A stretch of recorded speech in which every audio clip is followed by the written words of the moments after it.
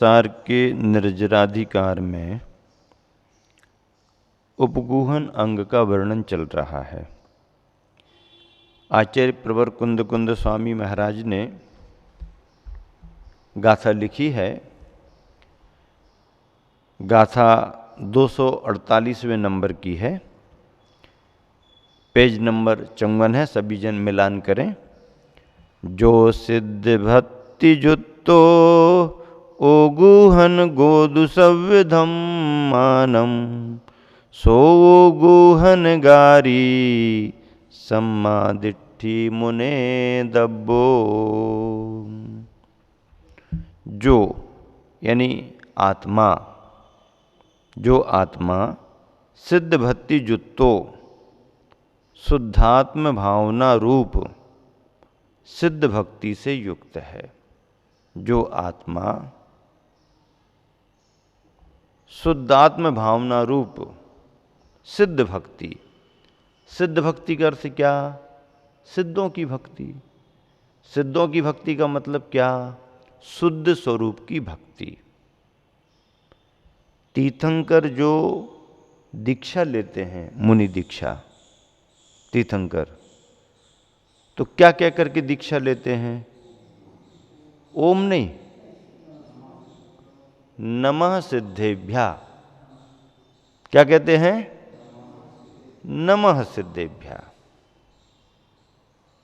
स्मरण करते हैं तो केवल सिद्धों का स्मरण करते हैं, अरहंतों का भी नहीं करते।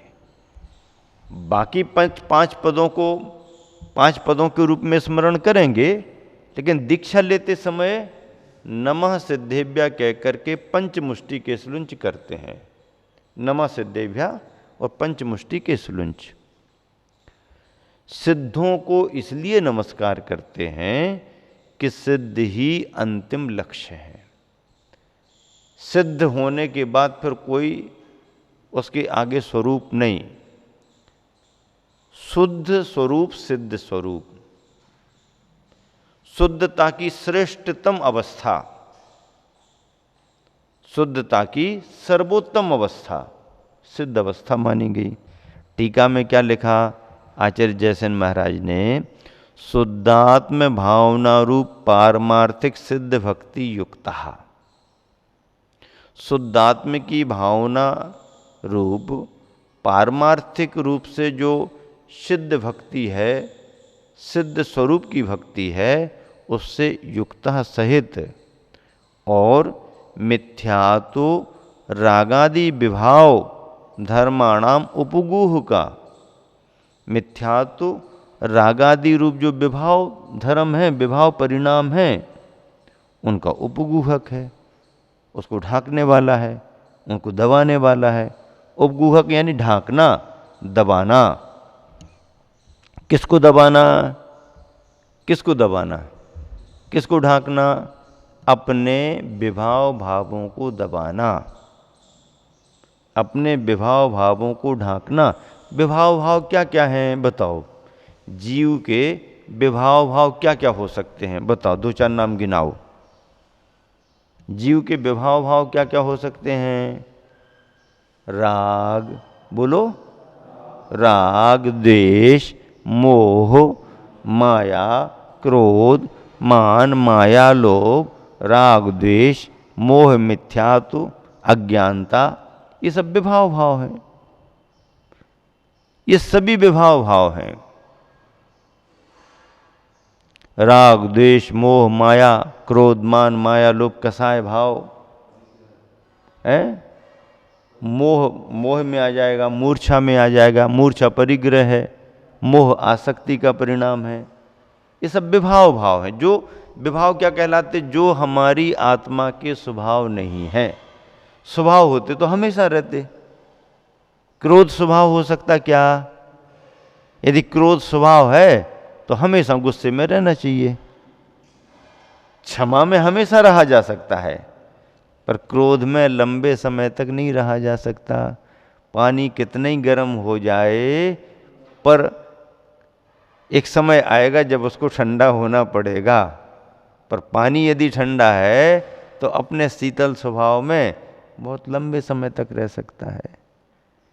विभाव में लंबे समय तक नहीं टिका जा सकता। एक बार स्वभाव की प्राप्ति हो गई और सिद्ध बन गए तो कितने काल तक सिद्ध अपने स्वभाव में रहेंगे? रही है अनंतानंत काल यथा तथा से परिणमे। जिस तरह का सिद्धत्व में उनका परिणमन हो गया, अब रही है अनंतानंत काल तक। अनंता में अनंता और लगा दो, अनंतानंत, कोई अंत नहीं उसका। स्वभाव आ गया, बस चलने दो। विभाव क्या है? मिथ्या तो रागादि विभाव धर्माणाम। अब जो मिथ्या तो रागादि रूप विभाव अवस्थाएं हैं, परिणमन है, उनका उपगूह का प्रच्छाद कहा, ढाकने वाला, विनाश कहा, नष्ट करने वाला। सा सम्यक दृष्टि उपगूहनकारी मंतव्यो ज्ञातव्या। सो ऐसे उस सम्यक दृष्टि को उपगूहनकारी सम्यक दृष्टि मानना जानना चाहिए। तस्य उस सम्यक दृष्टि के, उपगूहन अंग पालक सम्यक दृष्टि के, चे अनुपगूहन कृतो नास्ति बंधा। उपगूहन न करने की अवस्था में जो कर्मों का बंध होता था, वह उस सम्यक दृष्टि को बंध नहीं होगा। जो उपगूहन के इस अंग में नहीं है, उनके लिए कर्म का बंध होगा। और जिसने उपगूहन अंग को प्राप्त कर लिया, तो उपगूहन न करने पर जो कर्म का बंध हो रहा था, वह बंध इसके लिए नहीं होगा, क्योंकि उपगूहन में आ गया। चे अनुपगूहन कृतो नास्ति बंधा। किंतु बंध तो होगा नहीं नए कर्मों का, किंतु बल्कि पूर्व संचित कर्मणो निश्चितम निर्जराइव भवति। नए कर्मों का बंध तो होगा नहीं, बल्कि पुराने जो भी संचित कर्म थे, वह भी निर्जरा को प्राप्त होते हैं। और जब कर्म की निर्जरा होती है, तो फिर फल क्या मिलता है? निर्जरा के बाद में मोक्ष की प्राप्ति होती है। और मोक्ष की प्राप्ति हो गई तो फिर बाकी कुछ दूसरा काम नहीं, आवागमन समाप्त हो जाता है। यहाँ पर देखो विशेषार्थ लिखा हुआ है आचार्य ज्ञान सागर जी महाराज ने, छोटा सा है पर महत्वपूर्ण है। सुनो इसे, ध्यान से सुनो। विशेषार्थ: जिसने सिद्ध भगवान की भक्ति में वास्तव में अपना मन लगाया है, उसमें तन्मय हो गया है, तन्मय हो गया यानी लीन हो गया है, तो उसका उपयोग अन्य विभाव भावों पर रहेगा। फिर उसका उपयोग अन्य विभाव भावों पर नहीं, क्योंकि स्वभाव भाव पर चला गया। हालांकि सिद्धों का ध्यान करना भी परद्रव्य का ध्यान करना है, इसलिए उन सिद्धों का स्मरण करके अपनी आत्मा के सिद्ध स्वरूप का ही ध्यान करना पड़ता है। उनका स्मरण कर लो, लेकिन ध्यान तो अपनी आत्मा का ही करो, क्योंकि जो स्वरूप सिद्धों में है, वह स्वरूप हमारे अंदर भी है। फर्क कितना है सिद्धों के स्वरूप में और तुम्हारे अंदर के स्वरूप में? फर्क कितना है? फर्क कुछ नहीं है। जितने गुण सिद्धों के पास हैं, उतने गुण हमारे तुम्हारे पास भी हैं। फर्क किस बात का है? फर्क केवल इस बात का है कि भगवान ने अपनी सारी शक्तियों को, गुणों को उद्घाटित कर लिया, और हमारे पास वही सारी शक्तियां हैं, गुण हैं, पर वह अभी दबे हुए हैं, दबे हुए हैं। अब दबे हुए हैं तो उसकी कोई कीमत नहीं, और उभर करके बाहर आ गए, कीमत ही कीमत है। हीरा तो हीरा ही है, हीरा तो हीरा ही है, लेकिन एक हीरा खान में पड़ा हुआ है और एक हीरा खान में से निकल करके सान पर चढ़ा हुआ है। अब किसकी कीमत? बोलो गांधी जी, किसकी कीमत? खान में पड़े हुए हीरे की कीमत कि सान पर चढ़े हुए हीरे की कीमत है? कोई कीमत नहीं। कहां पड़ा है कौन जानता? कौन जानता कहां पर पड़ा है, क्या कीमत है उसकी। लेकिन जो हीरा खदान में से निकल करके बाहर आ गया, जोहरी की नजर में आ गया, जोहरी ने उसके लिए ले लिया, उसके लिए तराश लिया, बढ़िया कटिंग कर दी और अच्छे उसी तरह के उसमें रख करके और बढ़िया शोरूम में जमा दिया और उसी तरह की लाइटें जला दी। फिर आप देखो हीरे की कीमत। तो किस हीरे की कीमत है? जो पूर्ण आभा के साथ उभर करके आ गया है। तो हीरा ही है, लेकिन एक हीरा खान में पड़ा हुआ है और एक हीरा खान से निकल करके शान पर चढ़ा हुआ है। संसारी प्राणी खान में पड़े हुए हीरे के समान हैं और भगवान खान में से निकल करके शान पर चढ़े हुए हीरे के समान है। इसीलिए तो भगवान की कीमत है। सामर्थ्य तो हमारे अंदर भी है, पर उसे उद्घाटित तो करो। अकेली शक्ति की प्रशंसा करने से काम नहीं बनता। आप कहने लगो कि हम देश के नागरिक हैं, हम भी राष्ट्रपति बन सकते हैं, हम भी प्रधानमंत्री तो कौन मना कर रहा? बन सकते ना, कौन मना कर रहा? फिर जब बन सकते हैं तो चलो खाली करो, हमारे हैं बैठने के लिए। खाली करो, पहले निकालो तो, पहले आओ तो मैदान में, हैं? ऐसे कुर्सी मिलती क्या? हां, आप बैठ सकते हो, आप उस पद को प्राप्त कर सकते हो क्योंकि आपके अंदर योग्यता है। योग्यता तो है, पर योग्यता को उद्घाटित करके साबित करके तो बताओ। तो जैन परंपरा में अकेले योग्यता की पूजा नहीं होती है, अपने अंदर की योग्यता को उद्घाटित करने पर पूजा होती है। शक्ति की पूजा यदि करो तो शक्ति तो किसी भी जीव में है, पेड़ पौधों में भी सामर्थ्य है, जीव है उनमें भी, पर नहीं, उन गुणों की अभिव्यक्ति जब होगी तब कहीं जा करके वह पूजा के योग्य बनते हैं।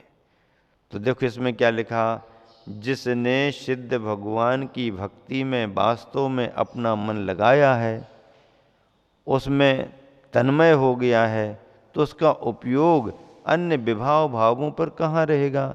वे तो सब दबे ही रहेंगे। अतः वह दोषों का उपगूहक यानी ढांकने वाला ही रहता है। उपगूहन का दूसरा नाम उपबृंहन, उपगूहन का दूसरा नाम उपबृंहन अर्थात गुणों को बढ़ाना है। उपबृंहन का अर्थ क्या होता है? बढ़ाना। उपगूहन शब्द कहें तो दोषों को ढांकना, उपबृंहन कहें तो अपने गुणों को बढ़ाना, गुणों का विस्तार करना, बढ़ाना है, जिसको आत्मख्यातिकार ने लिया है। वह इस प्रकार है कि जब अपने उपयोग को साधक जब अपने उपयोग को सिद्धों के स्वरूप में लगा लिया, जब अपने उपयोग को सिद्धों के स्वरूप में लगा लिया, तब आत्मा की स्वाभाविक शक्ति अभिव्यक्त होती है।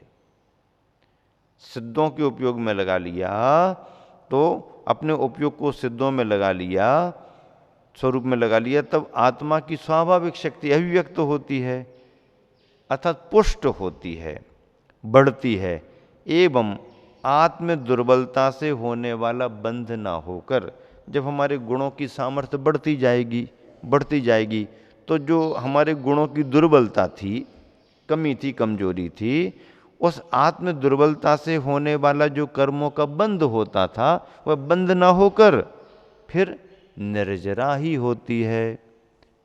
फिर बंद न हो करके निर्जरा ही होती है। इस तरह से गुरु नाम गुरु आचार्य ज्ञान सागर जी महाराज ने यहाँ पर विशेषार्थ लिखा हुआ है। गुरुवर आचार्य जी ने बहुत अच्छा पद्यानुवाद किया है इस गाथा का। गाथा नंबर 248 है, पद्यानुवाद का मिलान करें, पेज नंबर 54। देखें सभी जन। मिथ्या तो आदि की शुभाशुभ भाव छोड़े, हैं सिद्ध भक्ति रत है मन को मरोड़े। सम्यक तो संग उपगोहन अंग धारी, बेमान्य पूज्य अनगार नहीं अगारी। बेमान्य पूज्य अनगार नहीं अगारी। मिथ्यात्व आदिक शुभाशुभ भाव छोड़े। एक बात, शुभ और अशुभ भावों से ऊपर उठे, हैं सिद्ध भक्तिरत, हैं सिद्धों के स्वरूप में, सिद्धों की भक्ति में रत हैं। मन को मरोड़े, मन को अपने बस में किया है।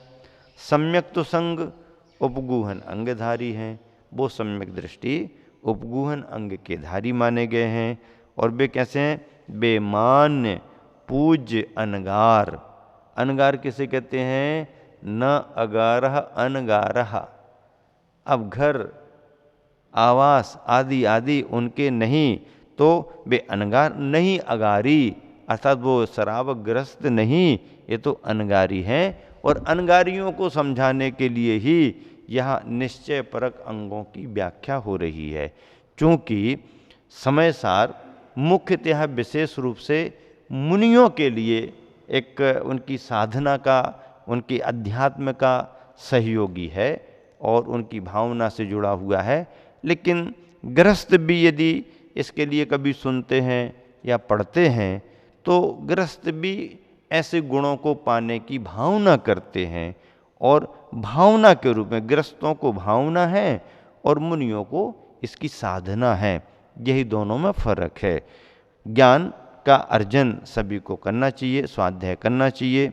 इस तरह से समय सार का निर्जराधिकार यहाँ पर चल रहा है और एक एक दो दो गाथाओं के द्वारा विशेष विशेष व्याख्याएं प्रतिदिन हो रही हैं। समय आपका हो रहा है, लेकिन अभी पिछले दिनों में जो आपने निस्संकेत अंग, निकांक्षित अंग, निर्विचिकित्सा अंग और अमूढ़ दृष्टि के साथ में जो स्वाध्याय सुना, उसी क्रम में आपको उपगूहन अंग की चर्चा आज सुनने के लिए मिली। समय आपका हो गया है। विराम देता हूँ। महावीर भगवान की